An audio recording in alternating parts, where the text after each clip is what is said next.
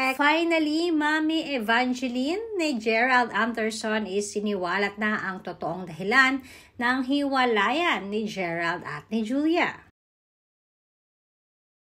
Naging maugong ang usap-usapan itong nakaraang linggo tungkol sa hiwalayan nga di umano ni Julia Barreto at ni Gerald Anderson.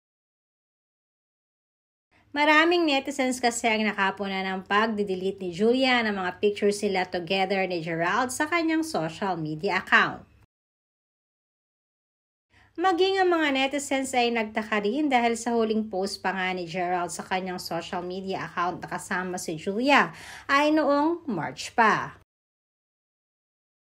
Kapansin-pansin din di umano ang hindi napagdalo ni Gerald sa kaarawan ng mami ni Julia na si Marjorie Barreto na normally di umano ay hindi ito pinapalagpas ni Gerald.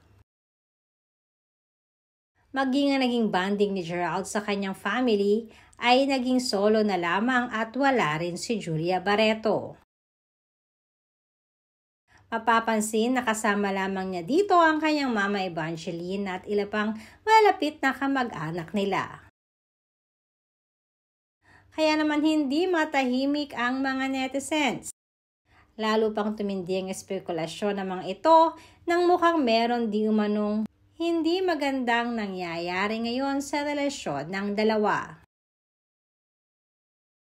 Ayon na rin sa aming source na nabanggit din di umano ng mami ni Gerald na maging siya ay namimiss na si Julia Barreto.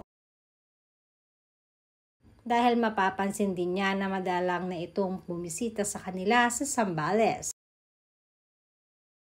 Subalit hindi naman di umano ito dapat mag-worry dahil baka lamang di umano ay busy si Julia sa maraming bagay. Sa ngayon ay ini-enjoy di umano ni Mami Evangeline na solo niyang nakakasama ang anak na si Gerald.